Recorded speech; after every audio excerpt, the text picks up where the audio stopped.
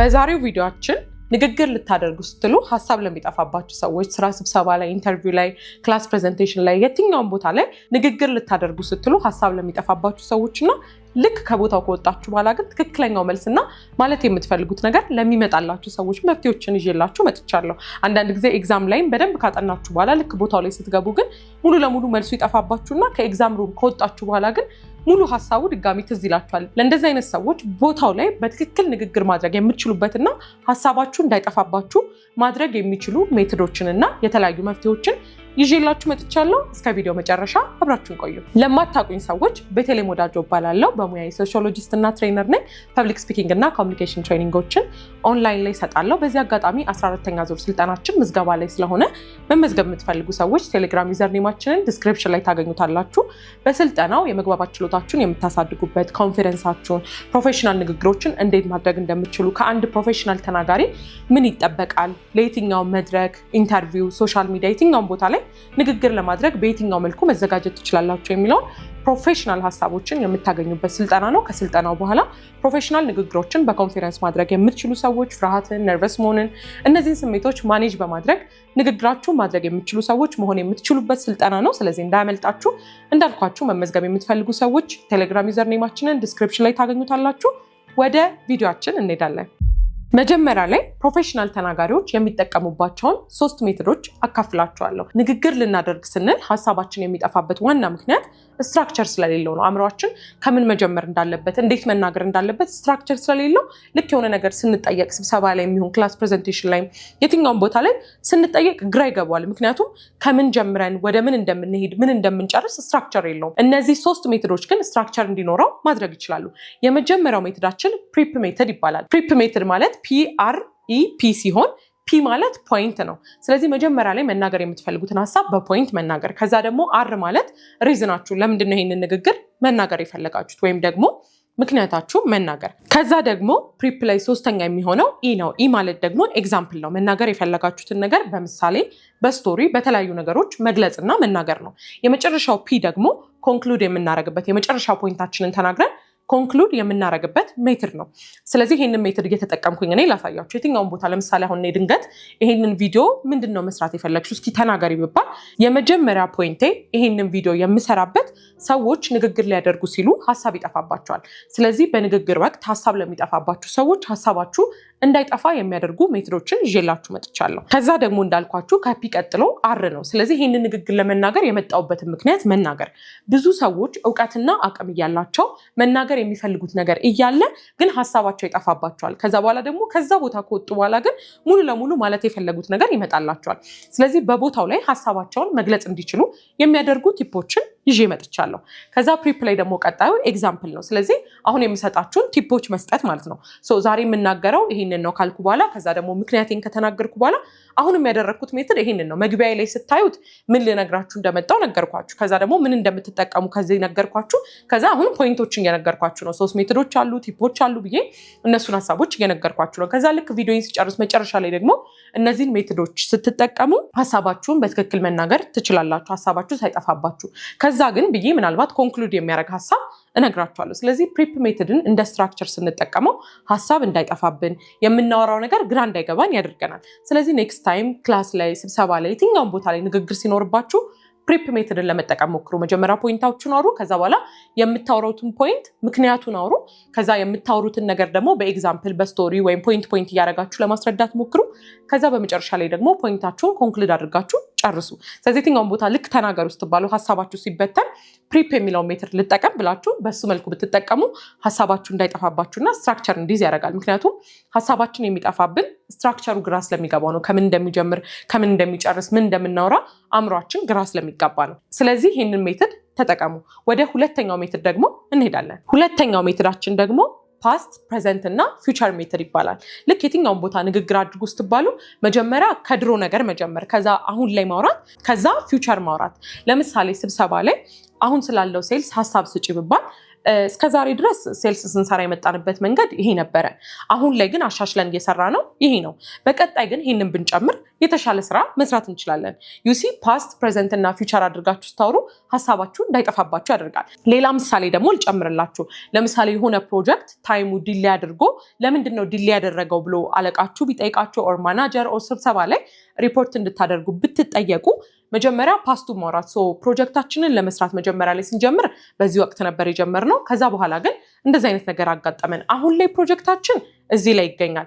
ፊውቸር ላይ ደግሞ በፍጥነት ጨርሰን ፕሮጀክታችንን ለማስረከብ እንሞክራለን። ዩሲ ፓስት ፕሬዘንት እና ፊውቸር ስትናገሩ አእምሯችሁ እንዳይደነግጥና ስትራክቸር እንዲህ ስለሚያደርገው አሪፍ ንግግር ማድረግ ትችላላችሁ። ከምናወራቸው 3 ሜቶዶች ላይ እንደ ሁኔታውና እናንተ እንደሚመቻችሁ መምረጥ ትችላላችሁ። ምናልባት የመጀመሪያው PRP የሚለው ሜቶድ የሚመቻችሁ ከሆነ እሱን መጠቀም ትችላላችሁ። ወይም ደግሞ ይሄኛው ፓስት ፕሬዘንት እና ፊውቸር የሚለው ደግሞ ሞር ለእናንተ ከተመቻችሁ መጠቀም ትችላላችሁ። ወይም ደግሞ ቀጣይ የምናወራው 3ኛ ሜቶዳችንንም መጠቀም ትችላላችሁ። እስካሁን ድረስ ግን ይሄንን ፔጅ ሰብስክራይብ ሳታደርጉ ከሆነ የምታዩን ሰብስክራይብ ማድረጋችሁንና ቤተሰብ መሆናችሁን እንዳትረሱ። ሰብስክራይብ ደግሞ ስለምታደርጉን እጅግ በጣም እናመሰግናለን። 3ኛው ሜቶዳችን ደግሞ ችግርና መፍትሄ ሜቶድ እንለዋለን። የሆነ ንግግር ለማድረግ ስትነሱ ሀሳባችሁ ከጠፋባችሁ ከምን ልጀምር ካላችሁ ችግርና መፍትሄ ሜቶድን መጠቀም ትችላላችሁ። ልክ ንግግራችሁን የመጀመሪያውን ነገር ችግሩን ማውራት፣ ከዛ በኋላ መፍትሄውን ማውራት። ለምሳሌ እኔ የሆነ መድረክ ላይ ተጠርቼ ስለ ኮንፊደንስ ወይም በራስ መተማመን አውሪ ብባል ከዛ ምን እንደማወራ ሀሳቤ ከጠፋብኝ መጀመሪያ ከችግሩ መጀመር። አንድ ሰው ኮንፊደንስ ከሌለው ምን ሊጎዳ ይችላል? ከዛ በኋላ ደግሞ እሱን ካወራ በኋላ መፍትሄ ማውራት። እንዳልኳችሁ እነዚህ ሜቶዶች የሚሰሩበት ዋና ምክንያት ንግግር ለማድረግ ሀሳባችን በጣም የሚበተንብን ግራ የሚገባን ከምን ልጀምርና እንዴት ነው ማወራው፣ ምንድነው መሃሉ፣ ምንድነው መጨረሻው የሚለው ስለማያቅ ግራ ይገባናል፣ እንደነግጣለን። ስለዚህ ልክ ንግግር አድርጉ ስንባል በጣም ግራ ይገባናል። እነዚህ ሜቶዶች ግን በመጠቀም ለአእምሯችን ስትራክቸር ስለምንሰጠው እንዴት ማውራት እንደሚችል ማወቅ ይችላል። ስለዚህ እነዚህ ሜቶዶች መጠቀም እንዳትረሱ። ደግሞ ሀሳባችሁ እስኪ የሚጠፋባችሁ ሰዎች ንግግር ለማድረግ ስትሉ ሀሳባችሁ ጠፍቶባችሁ የሚያውቅ ሰዎችና እናንተ ምን መፍትሄዎችን አደረጋችሁ የሚለው ኮመንት ላይ አስቀምጡልኝ። ደግሞ መፍትሄዎችን ካላደረጋችሁ ደግሞ ከዚህ በኋላ የትኛውን ሜቶድ ለመጠቀም አሰባችሁ የሚለውን ኮመንት ላይ አስቀምጡልኝ። ወደ ቀጣዩ ደግሞ ቲፓችን እንሄዳለን። ከሜቶዶቹ በተጨማሪ ደግሞ የተለያዩ ቴክኒኮችን አካፍላችኋለሁ። የመጀመሪያው ቴክኒካችን ሙሉ ሀሳብ ላይ ፎከስ ከማድረግ ይልቅ መጀመር ላይ ብቻ ፎከስ ማድረግ። ለምሳሌ የሆነ ንግግር ልታደርጉ ስትሉ ምንድነው ማውራው፣ ከምን ጀምሬ ምን ልጨርስ፣ እንዴት ላድርግ ምናምን የሚለው ሀሳብ ወደ አእምሯችሁ ሲመጣ ጀስት መጀመር ላይ ፎከስ አድርጉ። ስለዚህ አእምሯችሁን ሙሉ ስትራክቸሩን ከምታስጨንቁት ይልቅ ምን ብዬ ልጀምር፣ ምን ብዬ ብጀምር ይሻላል የሚለውን ብቻ ፎከስ አድርጉ። ስለዚህ አሁንም አእምሯችሁ ከምን እንደሚጀምር ስለሚያውቅ ይረጋጋላችኋል፣ ሀሳባችሁን በደንብ መግለጽ ትችላላችሁ። ስለዚህ ረጋ ብላችሁ ለምሳሌ አሁን ድንገት የሆነ ቦታ ላይ እኔ ቤት እስቲ ንግግር አድርጊ ብባል ሙሉ ማውራው ነገር ምንድነው ወይኔ ምንድነው የምለው ብዬ ከተጨነኩኝ ሀሳቤ ይጠፋብኛል፣ ግራ ይገባኛል፣ እንተባተባለው። ስለዚህ ያን ከማድረግ ይልቅ ግን ምን ብዬ ልጀምር? አእምሮዬንም መጠየቅ ያለብኝ ልክ ተናጋሪ ስባል ምን ብዬ ሀሳቤን ልጀምር? ምን ብዬ ልጀምር ስል አእምሮዬ ብዙ ነገር እንዳይከፍት ፋይል ያደርጓል። ለምን? ልክ ምን ብላችሁ አስቡት መሰላችሁ? ስልካችን ላይ አሁን ብዙ አፕሊኬሽን ከከፈትን ስታክ ያደርጋል፣ ያስቸግረናል አይደለ? ግን አንዱን አፕሊኬሽን ከፍተን ሌሎቹን ስንዘጋቸው በደንብ ስልካችን ፈንክሽን ማድረግ ይችላል። ልክ አእምሯችንም እንደዛ ነው። አንድ ነገር ብቻ ስንሰጠው ምን ብዬ ልጀምር የሚለውን አስብ ስንለው ሌሎቹ ነገሮች ስለሚዘጉ አእምሯችን አይጨናነቅም። ስለዚህ የመጀመሪያው ቲፓችን ከሜቶዶቹ ቀጥሎ ሙሉ ሀሳብን ለመናገር ከመሞከር ይልቅ መጀመሪያ ለአእምሯችሁን ምን ብዬ ልጀምር ብላችሁ መጠየቅ ነው። ወደ ሁለተኛው ቲፓችን ደግሞ እንሄዳለን። ወደ ሁለተኛው ሜቶዳችን ከመሄዳችን በፊት አብዛኞቻችሁ ስለ ስልጠናችን እየጠየቃችሁን ስለሆነ የተወሰነ ዲቴይል ልስጣችሁ። ስልጠናችን ኦንላይን ስለሆነ ከየትኛውም ቦታ ሆናችሁ በምቾት መውሰድ የምትችሉት ነው። ከቤታችሁ ሳትወጡ ቤታችሁ ሆናችሁ በኦንላይን የምትወስዱ ስልጠና ነው። እንዳልኳችሁ ኦንላይን ስለሆነ ከየትኛውም ሀገር ሆናችሁ ይህንን ስልጠና መውሰድ ትችላላችሁ። ስልጠናው ላይ የምናነሳቸው ሀሳቦች ኮንፊደንሳችንን ማሳደግ፣ የንግግር ኮንፊደንሳችንን፣ የንግግር ፍርሃታችንን ከመጀመሪያው ጀምረን በትክክል ከራሳችን አስወጥተን ኮንፊደንት ሆነን መናገር የምንችልበትን ቴክኒክ እንዳልኳችሁ እውነተኛ ኮንፊደንስ ላይ ፎከስ የሚያደርግ ስልጠና ነው።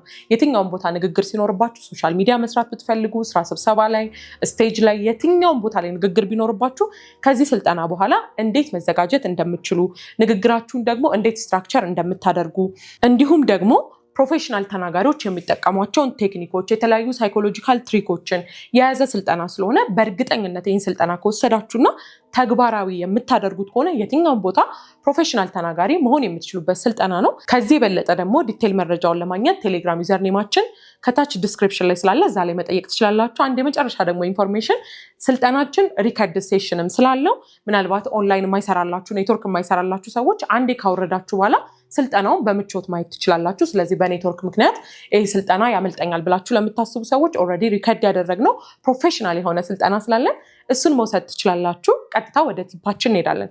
እንዳልኳችሁ ሀሳባችን ንግግር ልናደርግ ስንል የሚጠፋብን ሰዎች ምናልባት ስብሰባ ላይ የተለያዩ ቦታዎች ላይ ሀሳባችን ለሚጠፋብን ሰዎች ሁለተኛው ቴክኒካችን ደግሞ ጥያቄውን መድገም ነው። የመጀመሪያው ቲፕ ላይ ታስታውሱ ከሆነ ያልኳችሁ ምንድነው አእምሯችን ብዙ አፕሊኬሽን ስለሚከፈትበት እንዴት ላውራ፣ ሰው ምን ይለኛል፣ ደግሞ ምን ልናገር፣ ሰው ልክ ስልካችን ላይ ብዙ አፕሊኬሽን እንደመክፈት ስለዚህ ስታክ ያደርጋል፣ ያስቸግረዋል፣ ምን እንደምናወራ ግራ ይገባዋል። ስለዚህ ምን ማድረግ ነው? ሌሎችን አፕሊኬሽኖችን ዘግተን አንድ አፕሊኬሽን መክፈት ላይ ፎከስ ማድረግ ነው።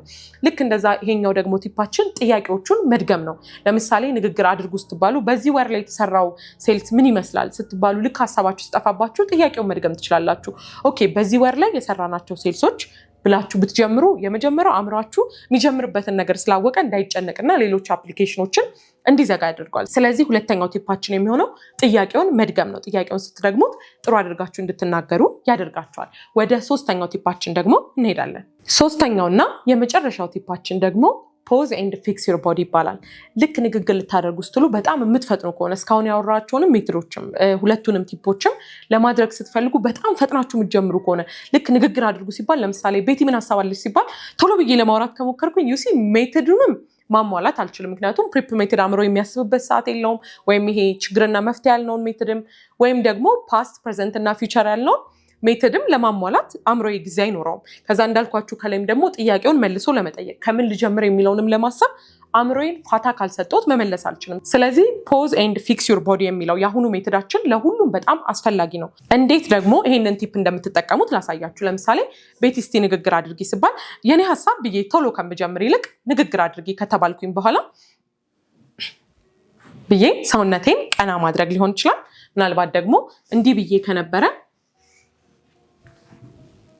እሺ የኔ ሀሳብ ብዬ ልቀጥል እችላለሁ።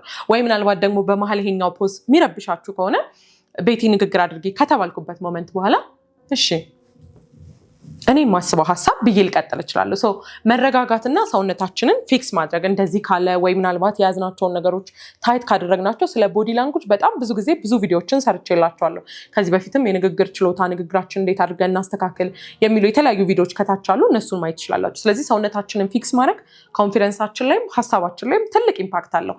ስለዚህ ሀሳባችሁ ለሚጠፋባችሁ ሰዎች ከምን ልጀምር፣ ኮንፊደንሳችሁን ለምታጡ ሰዎች ሰውነታችሁን እንደዚህ ቀና በማድረግ እና ሰውነታችሁን በማስተካከል ትንሽ ፖዝ በመውሰድ እና ረጋ ብሎ በመጀመር እሺ እኔ ያለኝ ሀሳብ ይሄ ነው ብላችሁ ብትናገሩ አእምሯችሁም ስለሚረጋጋ ስትራክቸሩንም የምታስቡበት የተወሰነ ደቂቃ ስለሚኖራችሁ መረጋጋት ትችላላችሁ።